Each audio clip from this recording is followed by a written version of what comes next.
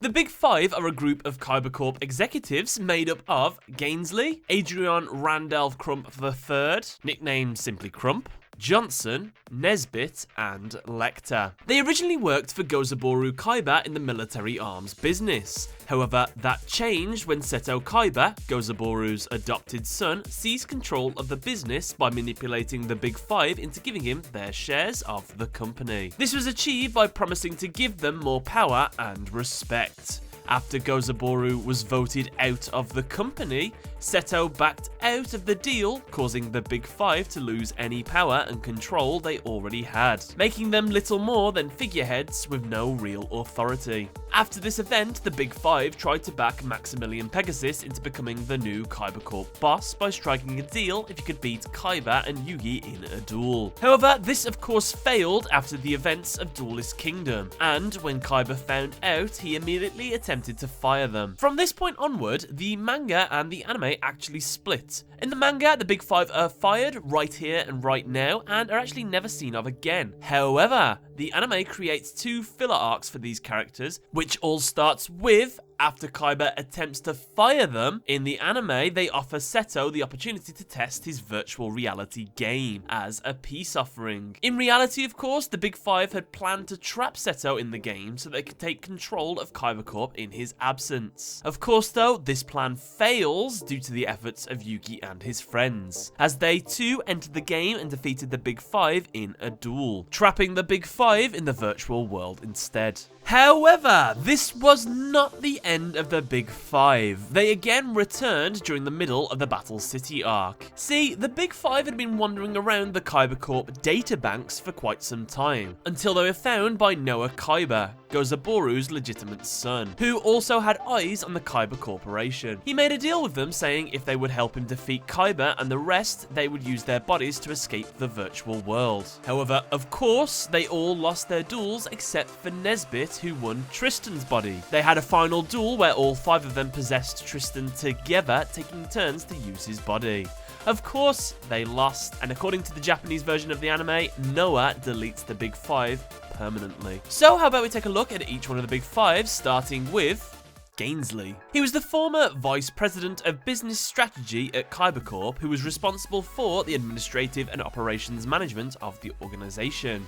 He took the form of Deep Sea Warrior in the Virtual World arc. Personality-wise, Gainsley is a man utterly obsessed with business, going as far as to boast about his high knowledge within the industry, believing that this business knowledge would extend into his dueling skills too. He even refers to his own monsters as his employees. A funny story that he told Yugi about himself in the dub was how, as a child, he already had a business mind, as he stole a lemonade stand from his neighbor and extended that into the largest distributor of frozen canned lemonade in the region. Sadly, Gainsley is very unethical in his business practices, not only firing people because he can, but he also enjoys making people suffer. This is shown when he had the chance of defeating Yami Yugi, but chose to draw it out as long as possible. This, in my mind, Gainsley, is a very bad business move.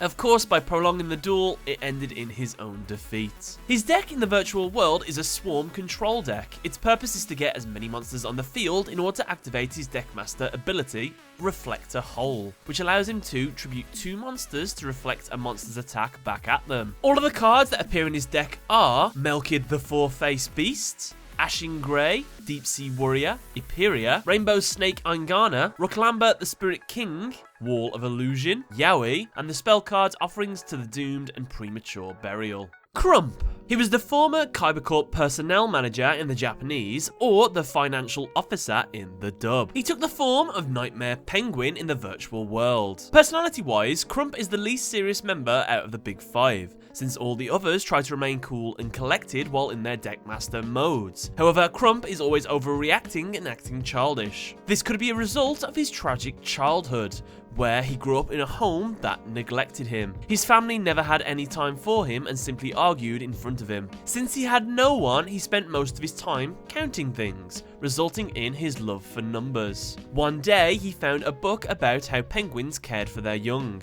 After this, he became obsessed with penguins. His dream was to build a penguin theme park. And if we stop talking about Crump like right now, this actually gives you quite a sympathetic view on Crump. Seems like not that much of a bad guy. Well, just to even the field, he was also a massive pervert, which is why he wanted to win Teia's body, so he could have it all for himself. As well, he had a sadistic side, since he intended to leave a frozen Teia stranded in cyberspace indefinitely if he had won the duel. His deck is a water penguin deck, whose purpose is to get water monsters on the field in order to trigger his deckmaster's ability, Turbo Charger, which allows him to increase their attack by 200. All of the cards included in his deck are Bolt Penguin, Flying Penguin, Giant Red Sea Snake, Defender Iceberg, Nightmare Penguin, Penguin Torpedo, the spell cards Cold Wave, Ocean of Regeneration, Penguin Sword, Revenge Sacrifice, and the trap cards Driving Snow and Gust. Johnson. He was the former legal officer of Kybercorp. He took the form of Judgeman in the virtual world. Personality-wise, Johnson is as dishonest and sneaky as they come.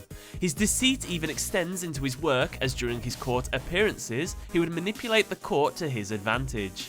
A hilarious and great example was when he convinced a jury that a man with a phobia of water was guilty of stealing a boat. Even outside of work, during his duel with Joey Wheeler, his manipulation took the form of affecting the odds of Joey's chance-based cards, so that he would always beat the odds. The deck he uses is fusion-based. His strategy is to increase the user's life points in order to trigger his deckmaster's special ability, Life Sentence in the original, or Clear the Courtroom in the dub, which, during either player's turn, you can pay 1,000 life points to destroy all monsters your opponent controls and inflict damage to your opponent for each monster destroyed by this effect, times 500. All of the cards included in his deck are Armail, Curtain of the Dark Ones, Judgeman, Mystical Elf, One-Eyed Shield Dragon, Hysteric Angel, Skell Angel, the fusion monsters Dragoness the Wicked Knight, Camion Wizard, the magic cards Defusion, Leading Question, Painful Choice, Polymerization, Pot of Greed, Quick Attack, Reinforcements of the Army, and Sinister Justice. Nesbitt. He was the former Chief Technical Officer at Kybercorp who oversaw the company's research and development activities. He took the form of Robotic Knight in the virtual world.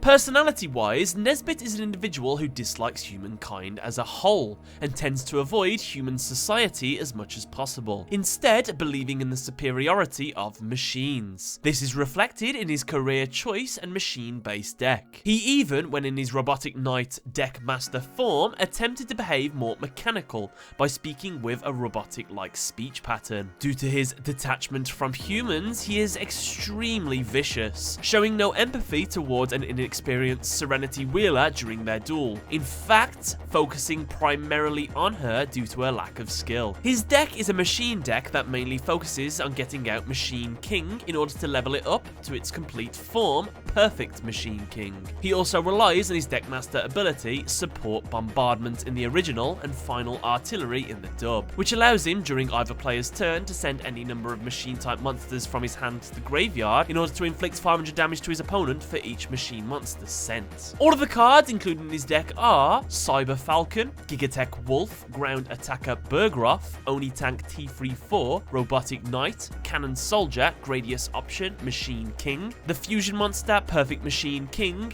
the Spell Cards Card of Sanctity, Clockwork Knight, Dimension Hole, Recycling Plant, Short Circuit, and the trap cards Backup Soldier and Ruryoku Field. Lecter. He was the former right-hand man of Gozaboru Kaiba and later to Seto Kaiba. He was in fact the next in line to become CEO of the Kaiba Corporation. He took the form of Jinzo in the virtual world. Personality-wise, Lecter is portrayed as a very polite and loyal individual to the Kaibas. He helped to raise Seto Kaiba and always performed his tasks without question. However, he may have only done this in hopes for one day ascending to CEO of Kybercorp. Despite this though, Lecter does seem to have a higher moral standard than the other Big Five members, as he was against Seto Kaiba's deceitful scheme to overthrow his father and the Big Five. Although, when push comes to shove, he went against his morals when he had to return Tristan's body, which Noah Kaiba punished him for. The deck he plays is a control-based deck that locks down his opponent's abilities, with the highlight highlight being his deckmaster, Jinzo, with its ability to negate all trap cards his opponent controls. He can even combine Jinzo with Injection Fairy Lily and Imperial Order to prevent both magic and trap card usage, as well as keeping a high power beat stick like Injection Fairy Lily on the field. All of the cards included in his deck are Cyber Jar, Dream Sprite, Fire Princess, Hero's Shadow Scout, Injection Fairy Lily, Jinzo, Satellite Cannon, The Unhappy Maiden, the spell cards Emergency Provisions, Sebek's Blessing, Spring of Rebirth, Watch Tranquilizer, and the trap cards Imperial Order, Life Absorbing Machine, Mask of Perplexity, Solemn Wishes, and the Regulation of Tribe. Lastly, it's worth mentioning that when the Big Five faced Yugi and Joey, they dueled as one in the body of Tristan, rotating who was in control each turn. Not only was their deck a combination of all the Big Five's cards, but their ace monster was Mythic Dragon, the monster they attempted to use to trap Seto Kaiba in the virtual world before. Mystic Dragon was basically a ritual version of Five-Headed Dragon.